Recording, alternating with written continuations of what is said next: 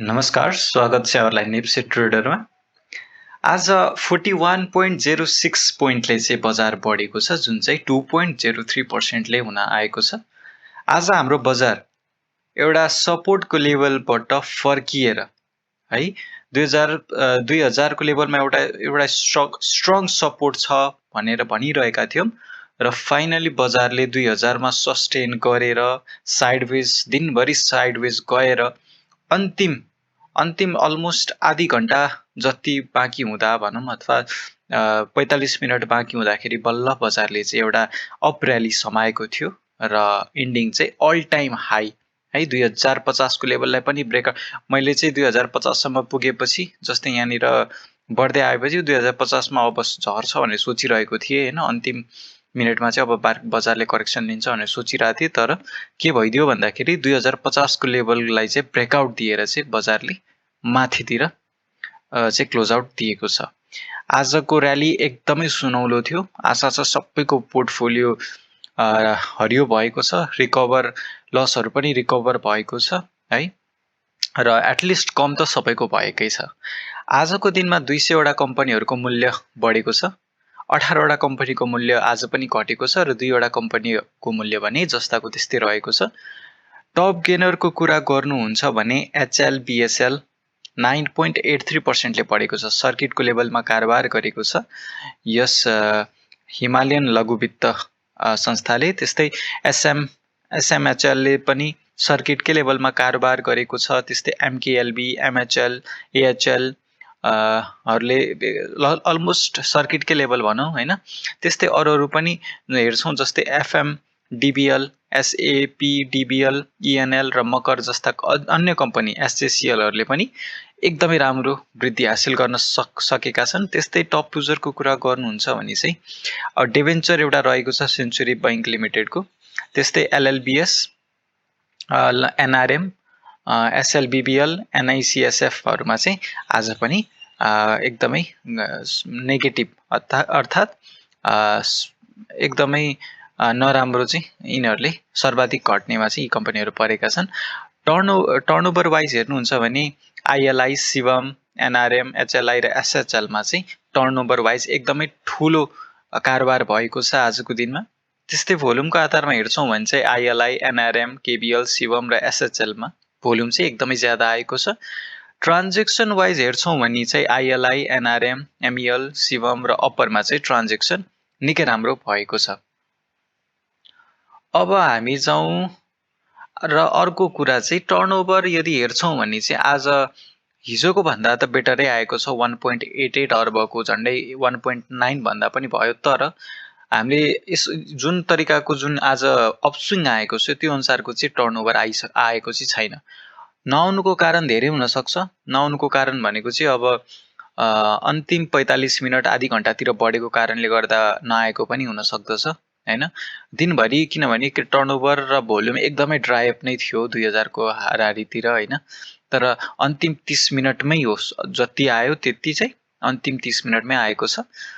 आजको दिनमा 265 वटा कम्पनीहरुकै कारोबार भएको छ। आजको दिनमा ट्रान्जेक्सन वाइज चाहिँ 77,501 वटा कम्पनी ट्रान्जेक्सन चाहिँ भएको छ।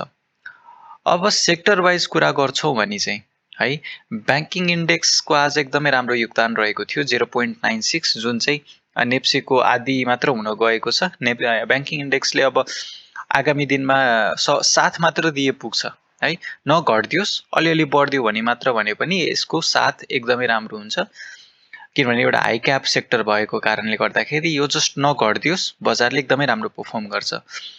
डेभलपमेन्ट बैंक 2.51% ले बढेको छ। आजको लिडर चाहिँ डेभलपमेन्ट, फाइनान्स, होटल नै रहेका छन् र हाइड्रो पनि आजको लिडर भन्न सक्छौं। लाइफ इन्स्योरेन्स राम्रो गरेको छ। अब सर कति पर्सेन्टले बढ्यो भनेर हेरौं। फाइनान्स 3.38% ले बढेको छ। होटल एन्ड टुरिज्म 3.5% ले बढेको छ। हाइड्रो पावरमा करेक्सन धेरै दिनदेखि देखिरहेको थियो, तर आज 2.88% ले बढेको छ। इन्भेस्टमेन्ट 1.73% ले बढेको छ। लाइफ इन्स्योरेन्स 3.15% ले बढेको छ। म्यानुफ्याक्चरिङ चाहिँ 1.54 ले बढेको छ। माइक्रो फाइनान्स 1.4% ले बढेको छ। म्युचुअल फन्ड भने आज अलिकति गिरावट भएको छ 0.41% ले। नन लाइफमा पनि त्यस्तै 3% सरह कारोबार आज बढेको छ 2.96%। अदर इन्डेक्स 2.96 नै र ट्रेडिङ इन्डेक्स पनि आजको बजारलाई लिड गरेको छ 3 पोइन्ट सबसे ज्यादा 62%ले है त। अब आगामी दिनमा के कस्तो रहन्छ भन्ने कुराको लागि चाहिँ हामीले टेक्निकल एनालिसिस हेर्नुपर्ने हुन्छ। यदि हामी चार्ट हेर्छौँ भने चाहिँ एउटा डाउन ट्रेन्ड त अभियसली सुरु भएकै छ 2000 मा सपोर्ट लिएको छ हैन। जुन हामीले यो एउटा ट्रेन्ड लाइन थियो त्यो त अलरेडी ब्रेकआउट दिइसकेको छ। अब एउटा ट्रेन्ड लाइन भनेको यो हुन सक्छ हैन, यो हुन सक्छ एउटा ट्रेन्ड लाइन। यसलाई अलिकति मिलाउँ ल ट्याक्कै है। अर्को ट्रेन्ड लाइन चाहिँ डाउन ट्रेन्डलाई फलो यदि गर्ने हो भने चाहिँ यो एउटा ट्रेन्ड लाइन खिचिसकेको छ है। यसलाई पनि हामीले नकार चाहिँ मिल्दैन। अब यसलाई रेस्पेक्ट गरेर बजार बढ्छ, यसलाई तोड्न सकेन भने फेरि यही ट्रेन्ड लाइनको बटममा गएर सपोर्ट लिने चान्सेस हुन्छ। अब कहाँबाट करेक्सन आउँछ भन्ने कुरा हुन्छ। अब सर्ट यहीँबाट बढ्यो भने यतातिर आउला हैन, तर त्यस्तो हुँदैन। अलि बढेरै गयो भने पनि हैन झन्डै ल ठिक छ ल सपोज यहाँबाट करेक्सन आयो भने पनि यतातिर झर्ने चान्सेस हुन्छ र त्यो केसमा चाहिँ अलि लामै करेक्सन हुन सक्छ हैन। तर हामीले सबैतिरबाट हेर्नुपर्छ के। हिजो कमेन्ट आएको थियो मलाई सपोर्ट छ भन्दै हुनुहुन्थ्यो टाइपको हैन, अलि नेगेटिभ कमेन्टै थियो। मैले चाहिँ रिप्लाई गरेर भनेको थिएँ बढ्दाखेरि चाहिँ तपाईहरुले कमेन्ट गर्नु हुँदैन भनेर मैले भनेको थिएँ उहाँलाई है। अब दुईटै एस्पेक्टबाट हेरौँ। बढेर गयो भने यो ट्रेन्ड लाइनलाई रेस्पेक्ट गरेर बढ्ने हुन्छ। यसलाई अलिकति बोल्ड बनाइदिउँ किनभने हामी पोजिटिभ छौँ भन्ने कुरा यसले बुझाउँछ। र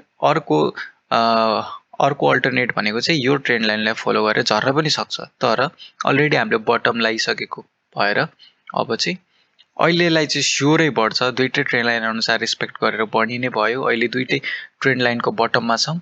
कुन ट्रेन्ड लाइनलाई रेस्पेक्ट गर्छ भन्ने कुरा चाहिँ हामी फ्युचरमा आफ्टर करेक्सन हामीले सोच्नुपर्ने कुरा हो।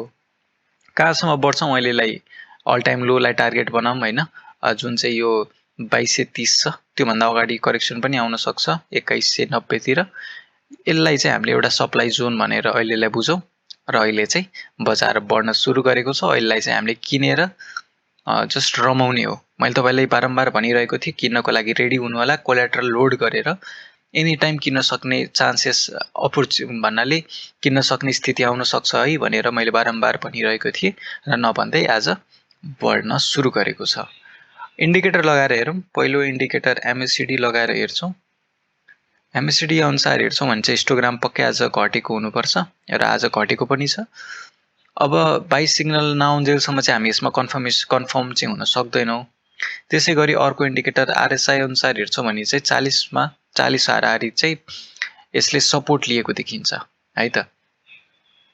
37 मा यसले सपोर्ट लिएर झन्डै 40 कै हाराहारी बनेर बुझौँ र 44 मा आएर आज क्लोजिङ भएको छ। आरएसआई बढ्न सुरु गरिसकेको छ। त्यस कारणले गर्दाखेरि चाहिँ अब हामी पोजिटिभ हुन सक्ने चान्सेस आउँदैछ है छिटै। अब यसलाई 50 लाई ब्रेकआउट दिनु बित्तिकै अझै ठुल्ठुलो क्यान्डल फर्म हुनेछ।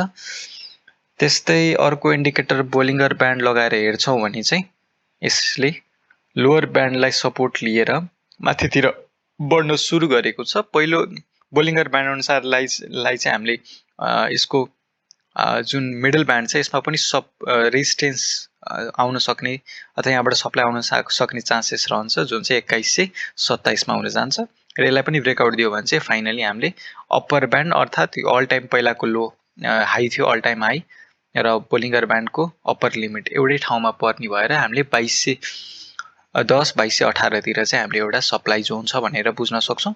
अहिलेको लागि पोजिटिभ नै छ। आजको दिनमा मैले दुईवटा स्क्रिप्ट लिएर आएको छु। पहिलो नम्बरमा MEL रहेको छ। MEL को चार्ट हेर्छौँ भने चाहिँ बटम लगाइसकेको छ है। झन्डै आज 290 भन्दा नि तल 288 89 सम्म पुगेको थियो र बढ्न सुरु गरेको छ। अल टाइम लो आइसकेर बढ्न सुरु गर्नु भनेको चाहिँ यस कम्पनीमा अब अझै धेरै पोटेन्सियल छ बढ्न सक्ने है। अहिलेको लागि हामीले टार्गेट भनेको पहिलाको अल टाइम हाई जुन चाहिँ 232 छ त्यतिलाई बान्न सक्छौँ। पर्सेन्टेज वाइज पनि हेर्छौँ भने हामीले कतिको टार्गेट लिन सक्यौँ त अब यहाँबाट भन्दाखेरि हामीले झन्डै 16% जतिको 16-17% को चाहिँ टार्गेट अचिभ गर्न सक्छौँ। यसमा पोजिटिभ छ, तपाईहरुले यसलाई किन्न सक्नुहुन्छ। त्यस्तै अर्को ICFC हेर्न सक्छौं। ICFC हेर्छौं भने पनि ICFC पोजिटिभ हुँदै गइरहेको छ। RSI नेप्से सरह घटिरहेको छ MACD र RSI पनि बढ्न सुरु गरेको छ, 43 मा पुगेको छ। अब यहाँबाट पनि बढ्ने चान्सेस रहन्छ, यसले बटम अलमोस्ट डिक्लेयर गरिसकेको छ। अब बढ्छ भने चाहिँ हामीले टार्गेट धेरै माथि 550 सम्म राख्न सक्छौं। मान्छे झन्डै भनौं न 80-90 रुपैयाँको चाहिँ हामीले टार्गेट लिन सक्छौं। पर्सेन्टेज वाइज हेर्छौं भने चाहिँ यसबाट हामीले मिनिमममा पनि हामीले यहाँबाट त्यस्तै 16-17% कमाउन सक्छौं र यो भन्दा माथि जान सक्यो भने चाहिँ अझ धेरै कमाउन सक्ने चान्सेस रहन्छ। हस्त आजलाई यति नै। भिडियो कस्तो लाग्यो मन परेमा लाइक गरिदिनु होला, केही सुझाव छ भने चाहिँ कमेन्टमा बताइदिनु होला र च्यानलमा नयाँ हुनुहुन्छ भने चाहिँ सब्स्क्राइब गरेर साथ दिनु हुन अनुरोध गर्दछु। भोलिको भिडियोमा फेरि भेट्ने छौं। हस्त आजलाई यति नै। धन्यवाद।